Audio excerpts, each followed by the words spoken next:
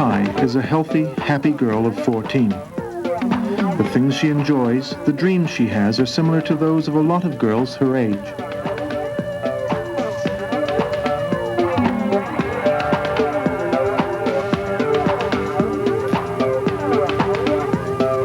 Fiona, come and look at this. The difference is that Fiona has cerebral palsy.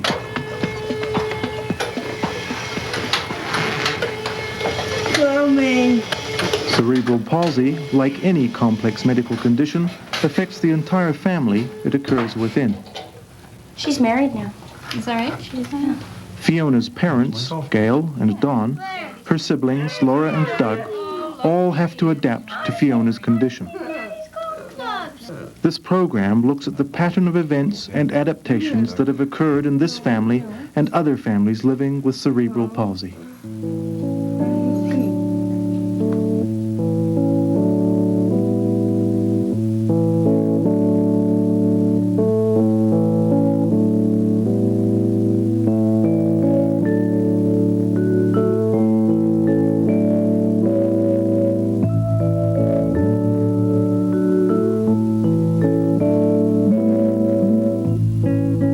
Difficult to diaper, and she didn't kick like normal little babies do. You know, hers was a very stiff, rigid kick, and we just sort of watched and thought maybe it would clear up, or you know, just maybe it was a sort of a period of growth that she was going through. But it never did. It never got any better, and so I also started observing other things about her that were different than what our oldest daughter had been when she was that age. You know, she always had her left hand clenched, and it never seemed to relax. And she wasn't making attempts to sit up at what we felt should be about 6 months of age, that she should be making attempts to sit up on her own, and she wasn't doing this. And so we just kind of watched her for a little while, and, you know, then I started telling the doctor different things that I'd noticed. If you held her right hand down, she wouldn't reach for a toy with her left hand. This period of gradual realization that something is wrong with their child is common among affected families. Casey Church is 13. He has cerebral palsy. Okay, I want you to hold on your reins all the time. Okay, it's way too long. Okay, just get into line there, Casey, all right? Casey, can you think of something? Casey's condition is well understood now, but when he was an infant, his mother, Shirley Church, had no idea what his problem was. I realized that there was something wrong with Casey probably by the time he was 9 or 10 months old, and he wasn't diagnosed till he was 2.5. I spent a lot of time locked in the bathroom crying with the fan going so no one else would hear me. It was fear of the unknown, not knowing what he might have, and I didn't know, never even had heard the term cerebral palsy. Dr. Robert Haslam, Medical Chief of Staff at the Alberta Children's Hospital.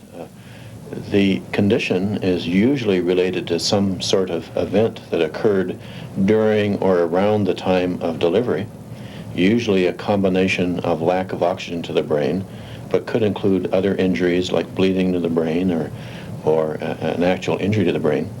And the term cerebral palsy implies a static lesion. That is to say, it happened, the injury is over with, and therefore one can expect that the individual will be able to grow into or develop around that handicap, as contrasted to a progressive lesion or disturbance of the central nervous system, where the individual keeps on getting worse.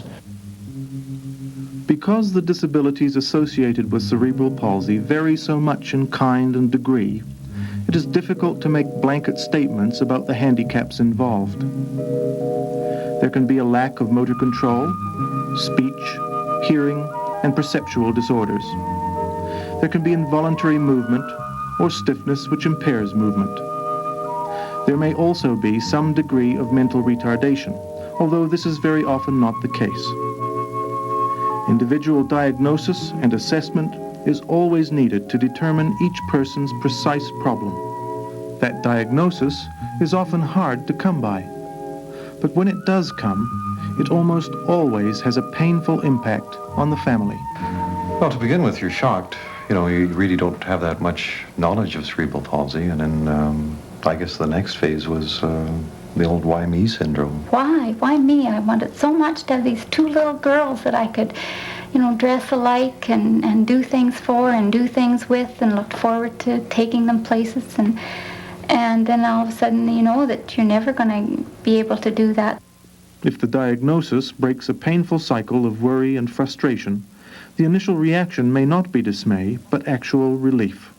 I went home and slept 14 hours. Somebody had finally told me what this thing was. And knowing that it had a name and there was some place where we could go for help, we were referred to the Glenrose School Hospital for assessment. And just knowing that was just such a weight off my shoulders, finally. Another common reaction to diagnosis is guilt, especially for the mother. And particularly if a doctor can say it's something that happened during delivery, well, the husband's nowhere around. So who else's fault can it have been but hers?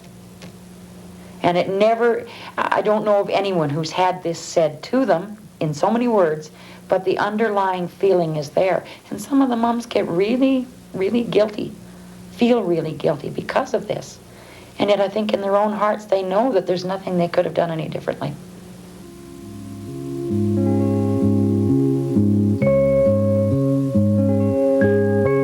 I think I spent many days crying and just kind of wondering, you know, what kind of a life we were going to have, what all it was involving. And then I got thinking, well, heavens, what are you doing, lady? You're not the one with the handicap. It's this little girl. What kind of a life are you going to make for her?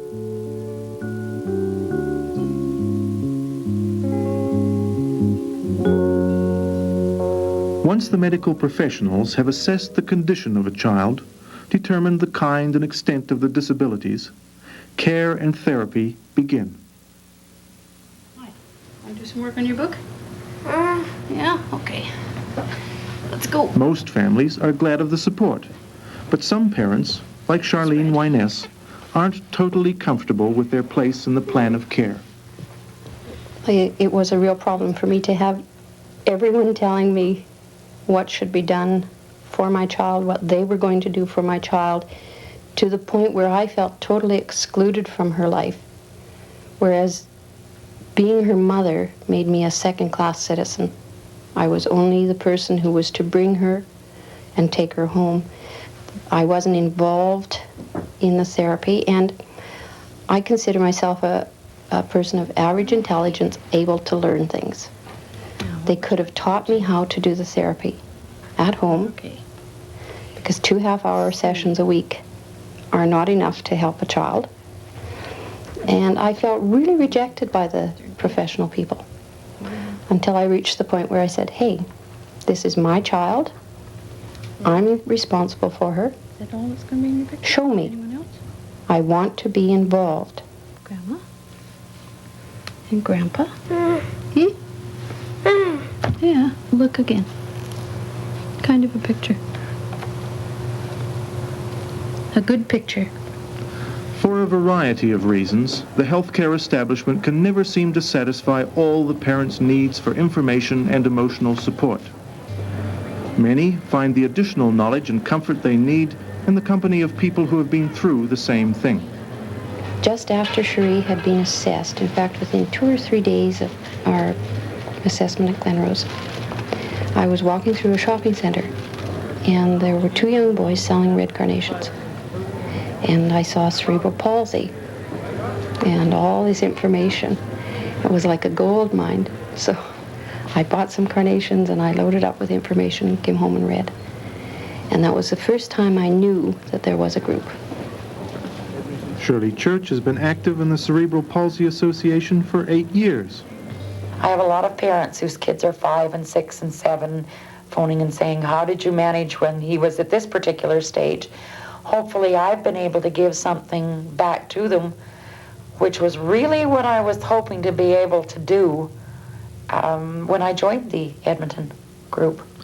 Though children like Fiona usually do have developmental handicaps, they make definite progress around those handicaps. We just made so much of everything that, you know, she accomplished, and I think that's important too, is that as their accomplishments come, they're very, very slow, but to make the most of them and make them feel that As though they've really done something. yeah, and that it's really important to you too that they succeed. It's, gee, we just, I don't know, just rejoiced at everything that she did. It was just so great. It's like we had accomplished it ourselves. In these early years, routines are established. Routines of work, play, therapy. When the child reaches school age, those routines are disrupted. Choices must be made. Large and sudden steps taken. I think it was kind of rough on Gail particularly there for a while, because Fiona would leave on the handy bus at about, 7:30 in the morning Yeah, those days? about that. And get home at around 5. It was an extremely long day for Fiona, and I knew it was a long day for Gail too, just anxiously waiting to see what was happening, or what had happened at school that day. You're worried about them on the bus. That's a big step, busing. But Fiona loved it. She's always loved her bus. That's always been her big joy. And, well, I think sort of once you realize that they're in a routine and they're with other children, and of course they're well cared for at the school, that it becomes, you settle down. But every year there comes that time in May and June, what's going to happen next year? And that's what we face every year, is what does next year hold for us? The educational options available to children with cerebral palsy depend on the type and severity of their disabilities. Most attend schools for the handicapped, where the students are disabled but capable of learning. Here they receive a combination of schooling, medical therapy, and training in life skills. If a child has a learning disability, he or she would likely attend a program for dependent handicapped children. A third option for children with cerebral palsy who are of normal intelligence is to go to regular public school. I was all for her going into a regular school because I felt it would be good for her to get the stimulation from the other children and the social skills that she just wasn't getting by being with handicapped kids all the time. Not that I'm against it, it's just I felt that they all need this stimulation. They're going to be going into the real world, so they might as well experience it as a child and get as many social skills as they can. However, the schools weren't set up for it at that time to handle handicapped children, and that was one of the stumbling blocks we were faced with.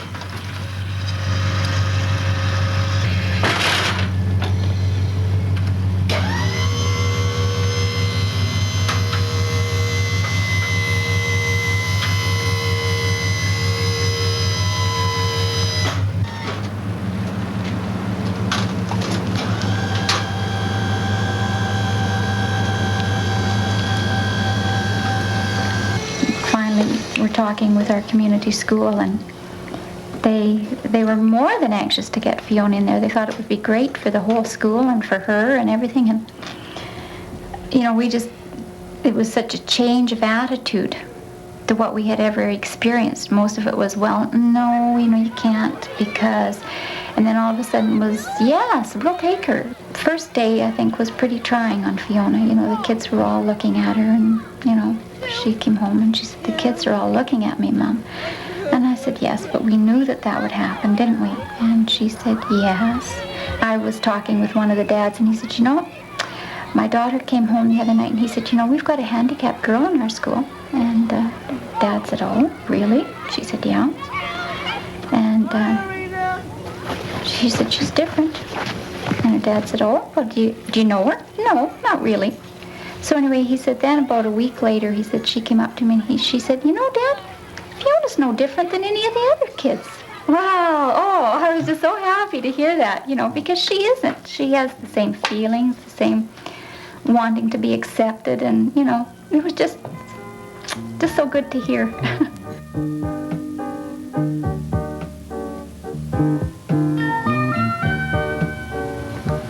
So you're off to the thinking day parade today, eh? Yeah. All the girls going? Yeah. Mrs. S too? Yeah. Any scouts or cubs or anything? Having a child in the family with cerebral palsy adds to the duties of parenthood and to its stresses. Good. That'll be a lot of fun for you tonight. Oh, we'll be sure to look for you there. When getting ready to go somewhere, special equipment is often needed. Here's your jacket, Fiona. You want your book? Yeah. Right. Thanks. There are home exercises to do, extra appointments to attend, more effort expended fitting the child into family events, more time spent explaining to the other children why changes and special arrangements are being made.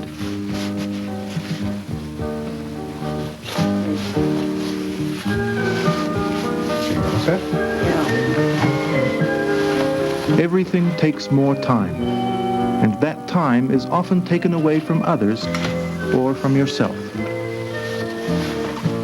Here's your book. Have a good day.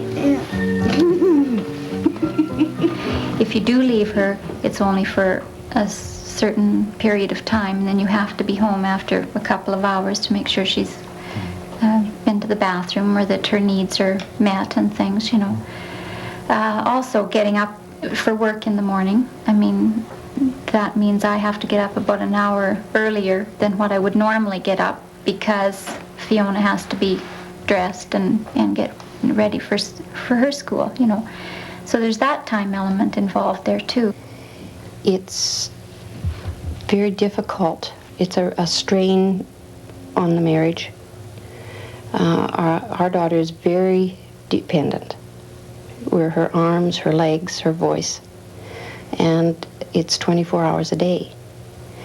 And you lose sight of the fact that you have a partner that you also should spend some time with. And I think my husband and I both got so wrapped up with our child that we tended to neglect the needs of each other. And that's serious for any marriage.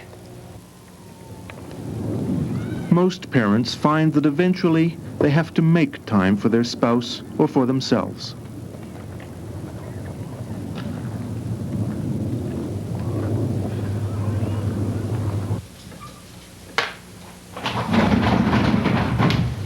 Hi, kids. But what about the other children in the family?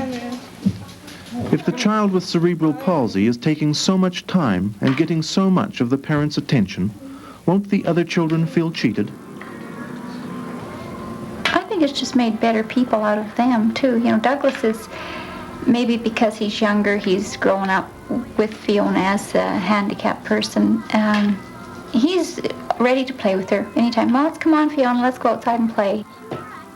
Twice you beat me. Who's winning? I am. Are you? Does anybody want some juice? With Laura, she's more aware of Fiona's needs in that she's always home and she always has to take care of her and be with her if we can't be here. And so it's made her aware of responsibilities, too, that she has to do to the family in particular. Here you go. Brad, what do you see? The Roys are another family living with cerebral palsy. Another family where sisters and brothers have had to adjust and have adjusted well. He's just my brother. Nothing really bothers me about him. Well, maybe one thing, but I don't know. Like when you're going somewhere and like a bunch of people are looking at you and you just think like, why are you staring? Like, he's not that bad. It's about the only thing that really bothers me. Denise, because she's older, and probably Brent as he gets older, will be very tolerant of handicapped people in general, tolerant of wheelchairs, tolerant of mentally handicapped people. They don't give the stares and the looks and the questions because they know, they just accept it naturally. Mm-hmm.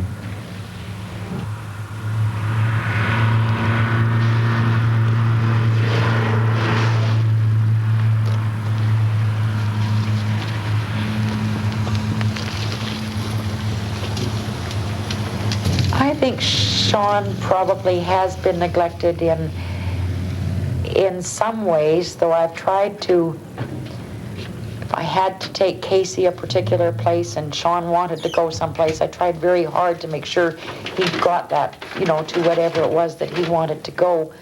But it wasn't always feasible to do so. So in some instances, yes, I would say he probably has been neglected. I'd come home from school or something like that, and I'd have something to say. And Casey would be there, and you had to do things for Casey first. And I used to get impatient and get upset over that.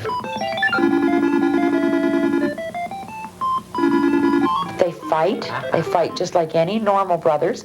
Only I notice now Sean's not nearly as anxious to have a wrestling match as he used to be about 3 or 4 years ago, because Casey's getting much bigger and can just about hold his own. But it's been really a pretty normal relationship, I think. One might assume that these children would be reluctant to bring friends home, or that the friends would be reluctant to come. It's encouraging to see how wrong those assumptions can be.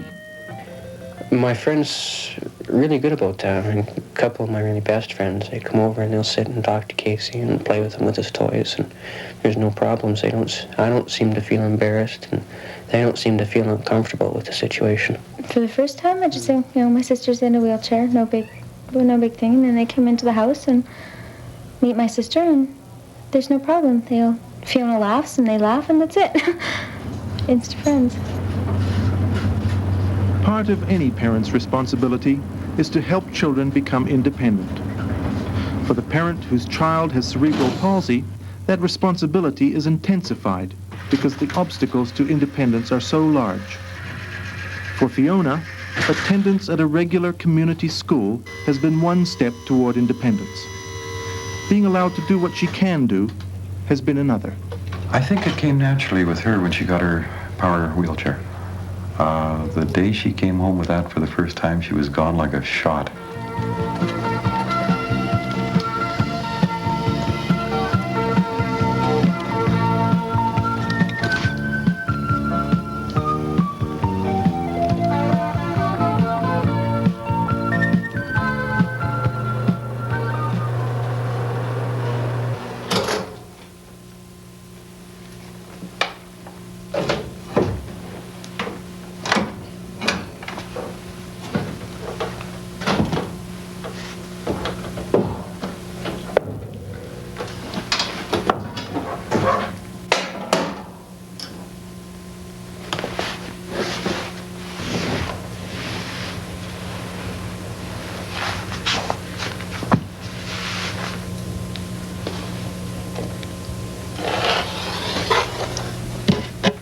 There is a natural tendency to do things for the child who has cerebral palsy. But most parents agree that helping too much interferes with the child's independence. I get sharply reprimanded by Sean quite often in that, Mom, there's absolutely no reason why you're doing that for him. There's no good reason why you have to do that for him, because when you're not here, he does it himself. Well, for a child who's as physically dependent as Cherie is, I started at a very young age, about 3 years of age, giving her choices. Want to go shopping? Yeah? Okay, which one do you want to wear? This one? Yeah? Okay. Let's get ready. I think we tend to forget if the child's handicapped, the parent tends to make the decision, or the adults around them make the choice, and that's wrong. The child should be given the chance to make choices. They have to make choices all their life, and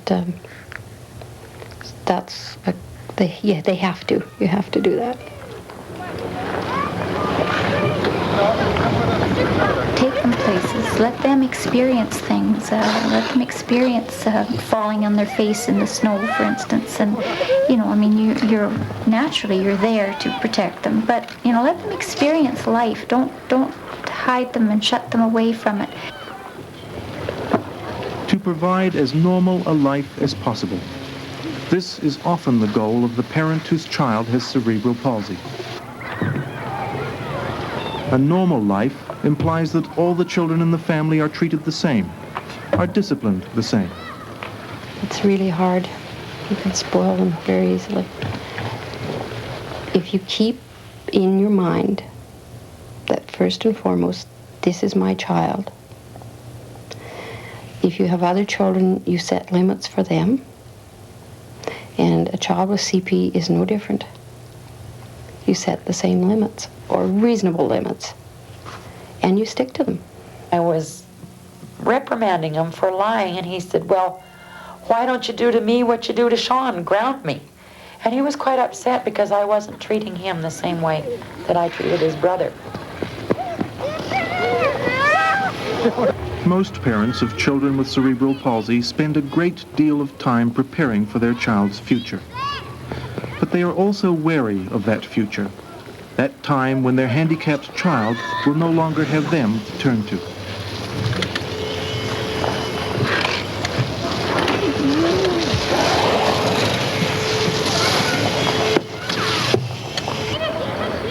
I often wonder, am I going to be able to care for her? I want her at home as long as I can care for her, but how long is that going to be? And when that can't exist anymore, what then? What is there available for her? I suppose it's something that every father goes through, because I wonder the same thing about our oldest daughter, Laura. And but with Fiona being handicapped, it's that much more of a concern. Morning, Fiona. Dad, breakfast! Oh, good morning. Morning. None of us can forecast the future. We can't prepare for its every possibility, but we can have hope. What kind of cereal would you like this morning, Fiona? It's interesting that all the parents we've heard from in this program are more hopeful now than they were when their child was first diagnosed as having cerebral palsy. Doug, breakfast! Good morning, Doug. Gail, would you like your coffee now? She's such a happy little girl, and really she poses no problem for us. So maybe if she were hard to handle or was cranky and growled at you every time you wanted to do something for her, that maybe it would be different. What are you doing today at school, Fiona? I don't know. You don't know? Nothing exciting happening? No. But she's always so happy and, cheerful, and we have a good time. Come on, Doug, hurry up. As one parent put it, the moment when you discover your child has cerebral palsy may be the worst moment in your life. Doug, get a move on. But that's it. The moment is over. From that time onward, you can work to enrich your child's life, and you can allow the child's life to enrich your own.